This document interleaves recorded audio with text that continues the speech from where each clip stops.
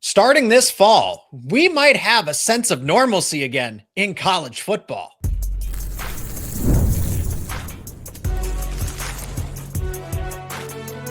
You are Locked On College Crossover, part of the Locked On Podcast Network.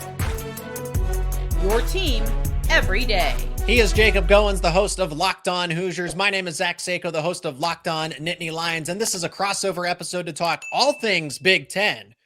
I guess college football. Jacob, we're going to expand here to talk about normalcy coming back to college football and all of college athletics with the executive order that President Donald Trump signed. Is it even going to hold up? We're going to begin with that. We're also going to talk about Penn State and Oregon battling a Big Ten battle for a five-star quarterback. Indiana's not there. I don't see them recruiting in the mix for a five-star QB. Better be glad. Also, Big Ten sleeper teams. We'll get to that in this show as well. But order in college football and college athletics beyond as Trump signs an executive order that will regulate all of college sports and puts transfer limits on. There's obviously is it going to hold up in court?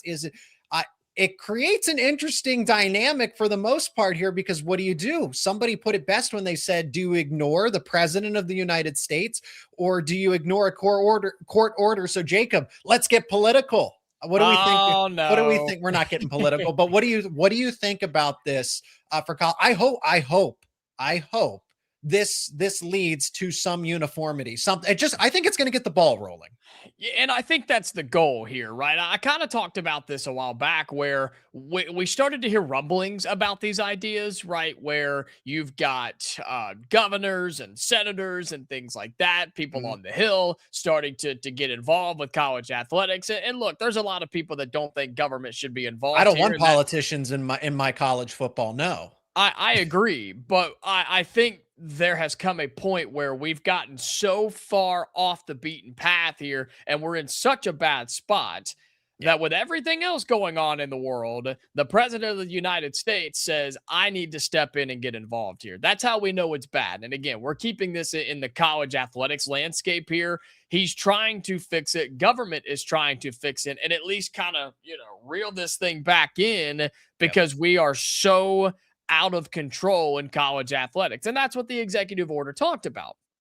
It talked about limiting your number of transfers, right? No more transfer. You get one free transfer. Right. No more 7 years and 7 schools and all these extra years of eligibility. Well, don't forget about COVID kind of threw a wrench into, and I don't mean to dismiss COVID and everything, but the COVID threw a wrench into eligibility. And everybody being really able what to started maximize. all this. If you think about it, it was people using the COVID stuff, which again, not shining a negative light there, but that's really when all of this started, because that was the moment, Zach, that athletes realized we have more power than we thought. We're able to demand these things and request these things, and if we don't get our way, we're going to sue you, NCAA. That's where all this kind of went haywire. And then so, NIL all at once. Yeah, and that was 6 years ago now. That was 6 years ago, and we're still dealing with the repercussions of all of this in college athletics. And so that's what this executive order was about, was the idea of trying to limit transfers, limit the dollars that are spent, right? Trying to control your rosters and things like that. And the punishments, according to the executive order, you're going to lose funding, you could be sued. There's all these different things. But a lot of people are concerned because the president of the United States doesn't actually have control of college athletics. They never have. The government has never had control of what the NCAA does, which kind of crazy when you think about it. I mean, when you think about that idea. So now you're kind of having conflicting issues here. And I just don't know what's going to happen. But on the surface here, this is a good thing from our government. They're trying to fix college athletics. And if they get their way, August 1's the start date here. Yeah, 2026. So we're just a few months out. And it's, who's the NCAA more afraid of? The United States government or, agents and law firms trying to sue you? Because one way or another, the NCAA is going to get hit somewhere for money.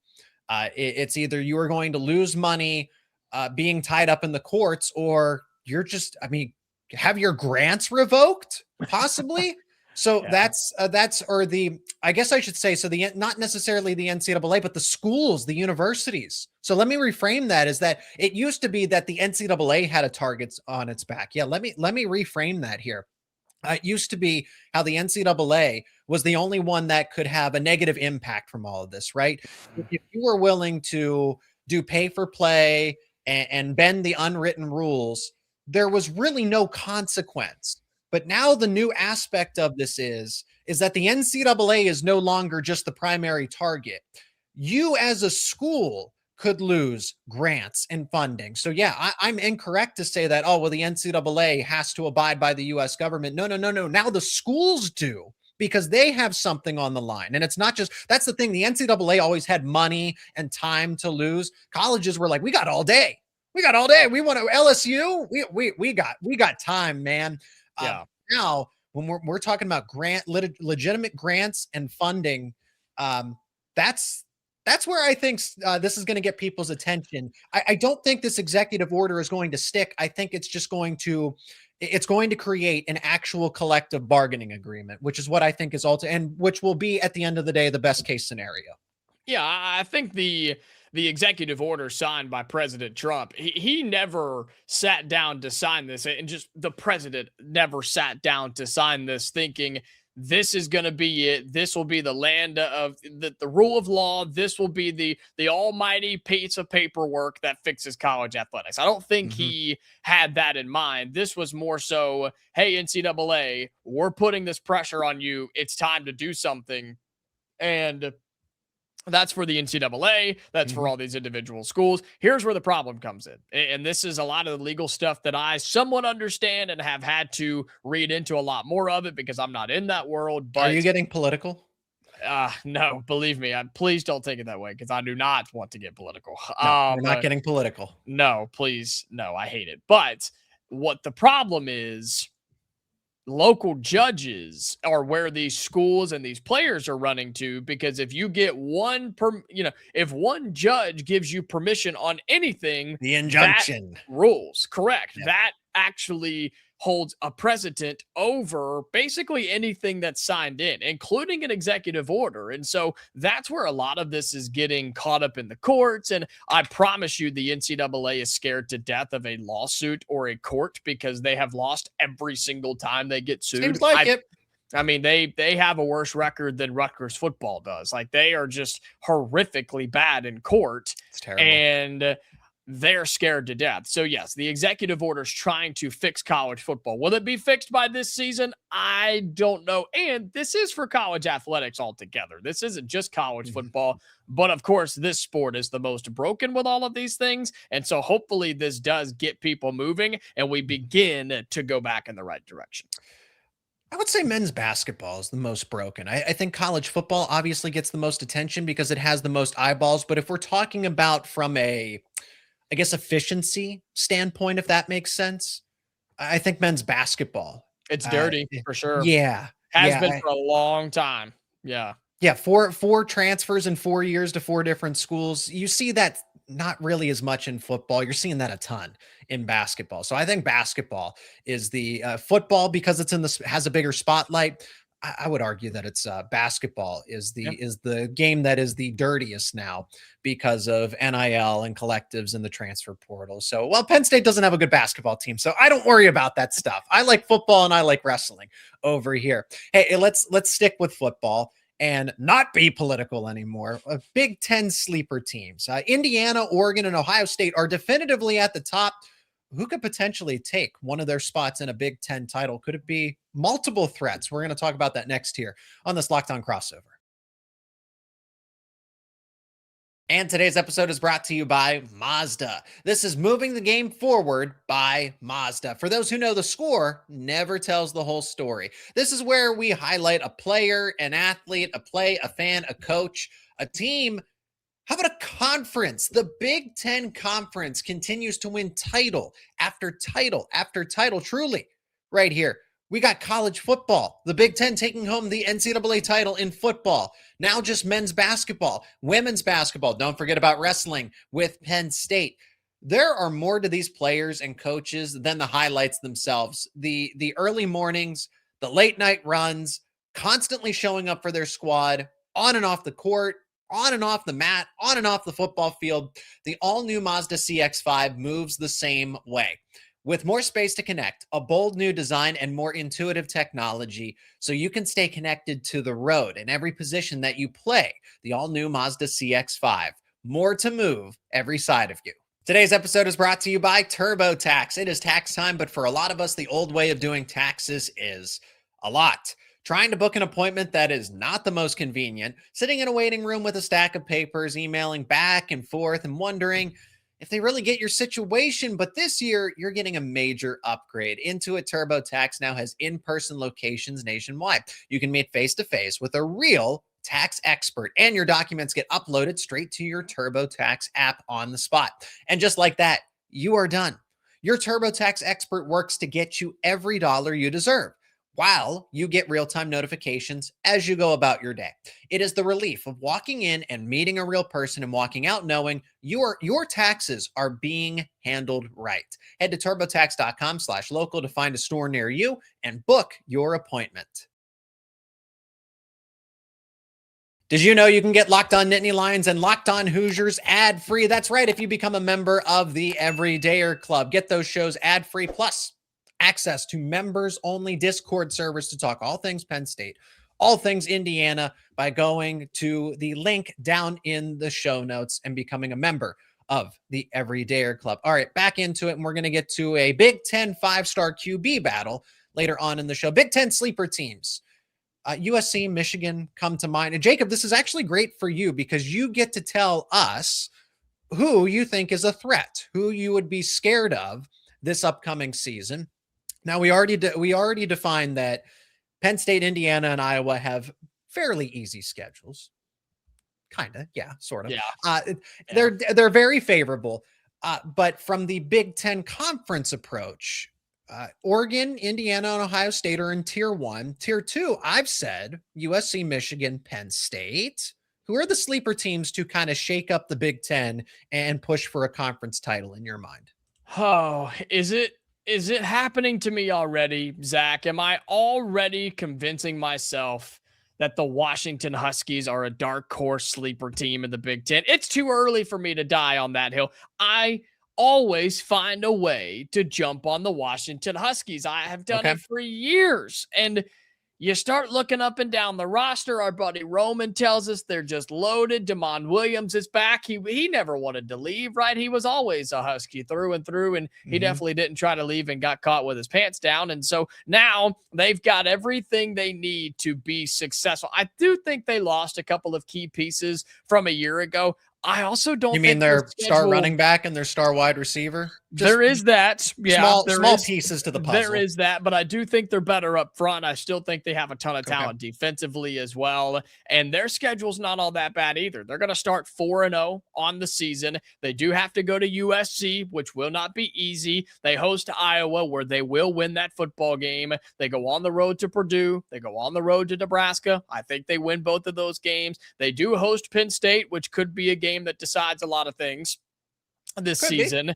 At Michigan State, not worried. Home for Indiana, they ain't winning that. And then they got to go to Oregon. So I look at USC, I look at Penn State, Indiana, and Oregon. They have 4 games. They got to win 2. They got to win 2. And then they make some noise in the Big Ten. They make some noise in the college football playoff. That's all it takes for Washington. So here we go. Congratulations. In the first and a half week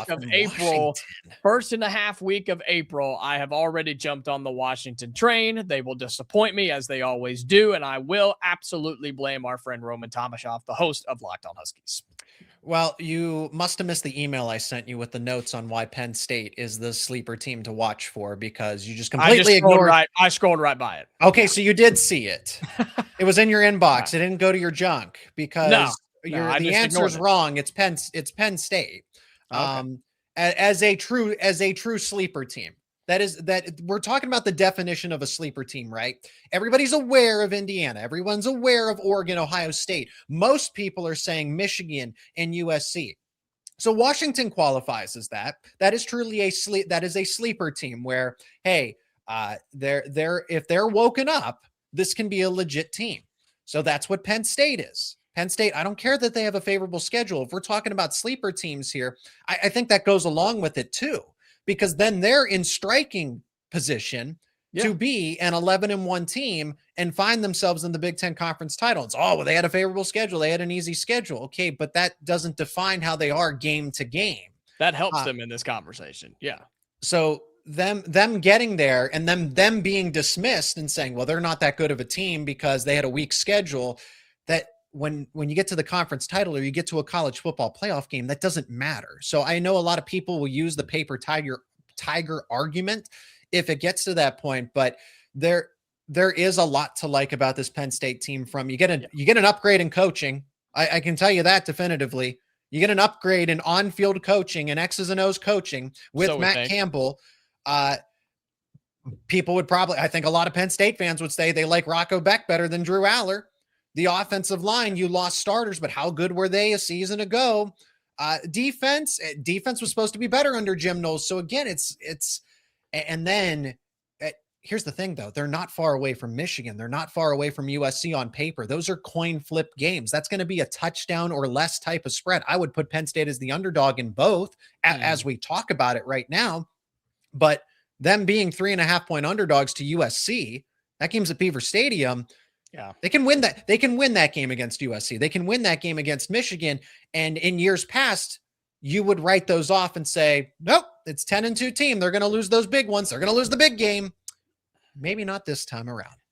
I feel like though, and again, we still have a long way to go, right? It's April and we're all going through spring practice and we're getting hyped up and excited. And this is what makes what we do so much fun.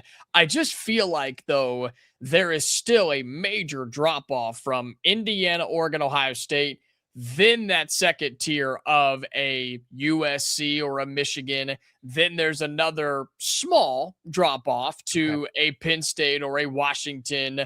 And when I think about Penn State, Washington, maybe even Michigan too in year one under Kyle Whittingham with Bryce Underwood, which we just don't know which version of him we're going to get, right? I look at those teams as sleepers or dark horses to be competitive in the Big Ten. I don't look at those teams, at least right now, I don't look at those teams as, they're a sleeper to win. They're a dark horse to make a run and upset folks and be in the Big Ten championship game, be in the college football playoff. I think Penn State can be a home wrecker this year. I think Washington can be a home wrecker this year. Michigan, they could be 6-6. They could be undefeated for all I know. USC, I'm not putting them in a sleeper because everybody talks about them all the time. USC is not slept on by anybody. They get talked about more than any other program, and yet they disappoint more than any other program. So I don't think they're a sleeper at all. I think they're exactly who we think they are. They're a talented team. They're a good team, but they're not a great team. And they have a coach that can't win the big games when it matters the most. Then you've got the three teams at the top that I think are just leagues and bounds above everybody else. And so could there be a team that gets hot and is better than we think? Wisconsin, for example. Sure, they could, but I'm not putting my monopoly money on that right now, not in April. But I do like Penn State. I do like Washington, again, to cause a lot of chaos in the Big Ten because they've got big games on their schedules. They may not win them all, but they're going to win some that they're not supposed to, and that will cause havoc. Okay, let's go to the next category briefly. The teams that are not going to contend for conference titles, because I think Penn State and Washington, with the right amount of momentum, can. But how about the teams that can shake things up, even though they're not going to be at the top? So you started Wisconsin, I think is a good team to throw out there. Northwestern, with what they bring in through the transfer portal, and they get Chip Kelly as their offensive coordinator. So you're taking Wisconsin. I am actually not looking past that Northwestern game for Penn State just as a challenge and one of the early games. And that's like kind of a welcome to the Big Ten for Matt Campbell. I would not be surpid with that game being on a Friday night. I think you have PTSD, friend. I think you're just maybe out in Evanston. I guess a lot of people would say Iowa, right? Well, how could you not say the Hawkeyes? I don't know, man. Their quarterbacks are ranked at the bottom of the Big Ten. How am I supposed to take that seriously? And they're always in the discussion, but do they ever actually get over that barrier to be they would be in that group. Sleeper. They would be in this group. They can disrupt things. They can upset the apple cart, but they're not going to be a title contender. Could they beat someone in a slugfest? It's raining, right? They almost did that to Oregon. Iowa can do that. So Iowa, Wisconsin, and Northwestern are those teams that can ugly it up and potentially shake up someone's either a Cinderella run if you're Penn State or Washington, or beat one of the Giants. I think that's fair. Yeah. Nobody else. I don't have anybody else. I really don't. Illinois or Michigan State. Michigan State's supposed to be really bad. What's their win total? 3.5? Yeah, I don't know that, but they could be a sleeper in terms of a team that's better than what they were projected to be. That's what I mean. So, that's what we're talking about. Yeah. Again, I guess I was thinking sleeper of like compete or win the Big Ten, but you could be. Now we're in the next. That's why we're now in the next category. Got you. Yeah. Well, then Michigan State is in that category too. Then for them or Wisconsin, who would you kind of put your marbles behind to overachieve? Yes, Wisconsin. All right, so there we go. So I'm taking Northwestern, and you're taking Badgers. I know that Ryan would locked on Badgers host. I love Ryan. I love Ryan, so I love the Badgers in this. He would appreciate you a ton.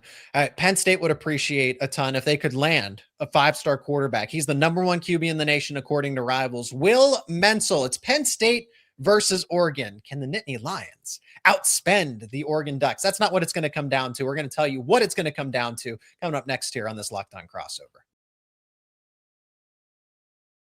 Today's episode is brought to you by Indeed Sponsored Jobs. Workplace chaos, deadlines are stacking up, your inbox is overflowing, and the one position you have to fill is still sitting open. When the pressure is on and you need the right hire, this is a job for Sponsored Jobs. Indeed Sponsored Jobs helps you reach the people who actually fit what you are looking for, whether that's skills, experience, maybe it's location. So you're not just hoping the right candidate stumbles across your post. Now, here's the stat that says it all. In the minute I've been talking to you, companies like yours made 27 hires on Indeed, according to Indeed data worldwide. So if you are hiring, spend less time searching and more time interviewing candidates who check all your boxes with Indeed Sponsored Jobs. And listeners of this show will get a $75 sponsored job credit to help get your job the premium status it deserves at Indeed.com/podcast. Just go to Indeed.com/podcast right now and support our show by saying you heard about Indeed on this podcast. Indeed.com/podcast. Terms and conditions apply. Need to hire? This is a job for Indeed Sponsored Jobs. What if sports were traded like markets? Now you can put your sports IQ to work in real time with Robinhood Prediction Markets. It's not you against the house. It is you participating in a live market. You can buy or sell your positions live all game long. Use your sports knowledge in the moments that matter. Robinhood Prediction Markets changes the game. It's people moving the action, so when momentum shifts, you can move with it. I always knew the game, but never had a dynamic way to apply that knowledge. Now I can actually take part live in a market powered by people. You're no longer just a spectator, play-by-play, you decide. Trade every play with Robinhood, now available across the U.S. Download the Robinhood app now to begin. Futures and cleared swaps trading involves significant risk and is not appropriate for everyone. Event contracts are offered by Robinhood Derivatives, LLC, a registered futures commission merchant and swap firm. Sorry, Jacob, Indiana's not in this conversation here, but I appreciate you letting me throw it on the agenda because this is a Big Ten. This is a Big Ten topic. It's Penn State. It benefits me to talk about it, but it is a we're in the off season, folks. We're in the off. So Indiana, when they have a headline, we will throw it into the show, but Penn State versus Oregon. They have a better head. We've talked about Nick Marsh. Come on, Nick Marsh and Josh Hoover and all the other guys going over. So this is not a Penn State biased crossover that we do. Equal airtime for everybody. But today I am taking over the airwaves with Penn State battling Oregon and Auburn as well. Actually, you should be able to chime in on this a little bit with your expertise in the Alabama area. Penn State is going to battle for 5-star QB Will Mencl. And this is kind of they shouldn't be here, but Matt Campbell and the changes in the coaching staff and Taylor Mauser, the offensive coordinator, and Jake Waters, the QB coach, have now put themselves strongly in the mix because this is what happens when you recruit early on and establish relationships before their recruitment blows up. And James Franklin operated that way too, but that's the thing. It's just, we're already seeing it right out of the gate in year one.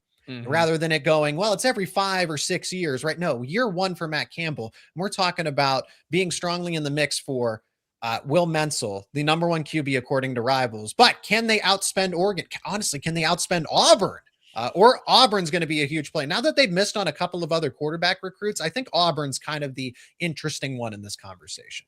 Well, with the 3 schools that you're talking about, 2 of them have new head coaches, right? With Matt Campbell at Penn State, you've got Alex Golesh now, who's the head coach at Auburn, coming up from South Florida. The only consistent here is Dan Lanning at Oregon. And I hate to be that guy, but let's look at the quarterback comparison of what's come through the Oregon program under Dan Lanning versus what Matt Campbell has done at his previous stops. Of course, the big one being Iowa State. And then Alex Golesh, who has a good quarterback right now, who he had at South Florida, who is now with him at Auburn. But man, if I'm a quarterback and I'm looking at these 3 coaches, these 3 systems, and these 3 production levels, I mean, how can you not go to Oregon if you're looking in these 3 scenarios? Now, I'm biased, and again, Indiana's not in play in this particular recruitment. I do think Indiana is the quarterback destination since we're coming off of winning the Heisman Trophy with one. I won't argue with you there.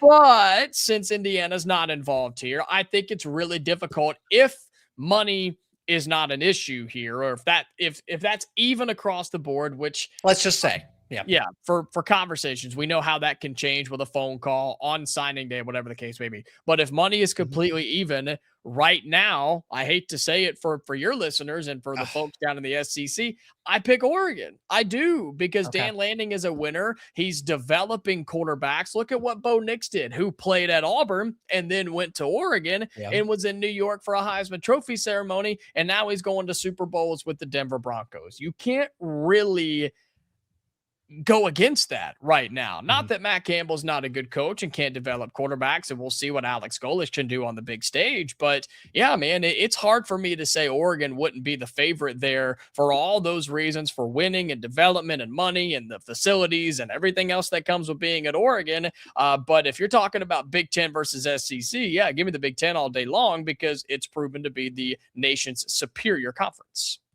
The common denominator for these 3 schools when it comes to Will Mencl is that there is an opening for him to start right away as a true freshman, or start early, because I don't think he would beat Dylan Raiola unless that's an encouraged, unless that's a quarterback battle that maybe they're pitching. And I don't know the ins and outs. Are we sold on Raiola? I mean, are we really sold on that? Well, he's taking the red shirt, right? And you're gonna dial him back to spring him forward. That's the idea. But Will Mencl, see, he would be in a QB battle for Penn State right away as a true freshman. I would say the same thing, if I'm not mistaken, for Auburn, because Byron Brown is done after this past season. So Mencl would get paid handsomely by any institution, but could also play as a true freshman right away. So timing's everything. I know, and I've acknowledged this, that from Penn State's perspective, part of the recruiting pitch is convenience, timing, and a little bit of luck. You have a QB battle with Rocco Beck moving on. Alex Mansky, you presume he's going to be the guy, but if you're a 5-star quarterback, you're not afraid of Alex Mansky. You're not afraid of any competition. So hey, Mansky catching strays, man. If Will Mencl likes the coaching, it's true. I think it's truly going to be about relationships. Taylor Mauser is the offensive coordinator, is from the same area of Arizona. That's kind of how that connection got initiated, was that, hey, they're from the same part of Arizona. So why is Penn State recruiting an Arizona QB? So it's kind of all those, it's the relationship aspect. Penn State's NIL is in a much better situation, and they have an opportunity for a true freshman QB, 5-star QB that other places don't. Yeah, and when you look at it that way, Penn State, yeah, I mean, you basically sell, hey, you come here, you can start right away. Yeah, I mean, you come here, you can start. I mean, nobody guarantees that, but you can all but guarantee that, I guess. And maybe Auburn does that, and hell, maybe Dan Lanning does that in Oregon too. I don't know. I'm just saying, on paper, with the coaches at play and the programs at play, Oregon has the most consistency right now at the quarterback position in particular. You also will have, in my opinion, the best offensive lines at Oregon, the better receivers at Oregon. That's just what they've had in recent memory. Doesn't mean Penn State can't change that with a new coach. Doesn't mean Auburn can't can't change that with a new coach. But Oregon has of these three in the conversation, you have the most consistency with the Oregon Ducks. It's the safe bet, I guess. Let's just play it that way. It's the safe bet if you are a high-level quarterback like this. I have always favored Oregon in this recruitment. I've never said that Penn State is miles in front or that they should be considered the favorite, but I do believe they have a real shot here. This isn't, this is just for fun. They're in it because he just needs a third school to list or put his top listing out. No, Penn State, I think, has as much of a fighting chance as Auburn, as Oregon, and it would not surprise me one way or another whether he chooses Oregon, Auburn, or Penn State at the end of the day. Time will tell. When he doesn't work out at one of those schools, he can enter the transfer portal. He can come to Indiana where he belongs. We'll make him into a Heisman Trophy winner. He'll win a Heisman. He'll win a Natty. And why isn't he there already? Because haven't you picked up on what we do? We pick up transfer quarterbacks, Zach Seiko. Transfer quarterbacks. Start the process earlier. We are. We're going to be fine. We're going to be fine. That's going to do it for this edition of a Locked On Crossover. To talk all things Big Ten week to week here, he is Jacob Goins, the host of Locked On Hoosiers. My name is Zach Seiko, the host of Locked On Nittany Lions. Hey, friendly reminder to let us know your thoughts down in the comments section. Leave a like on this episode, share it with friends and family. And if you're not already, subscribe to our YouTube channels and wherever you get your podcasts so you do not miss out on daily conversations around Penn State and Indiana sports. Jacob, thank you so much for the time. Thanks so much for being here. Always appreciate our conversations and can't wait to do it again very soon. Yes, sir. Enjoy it every time.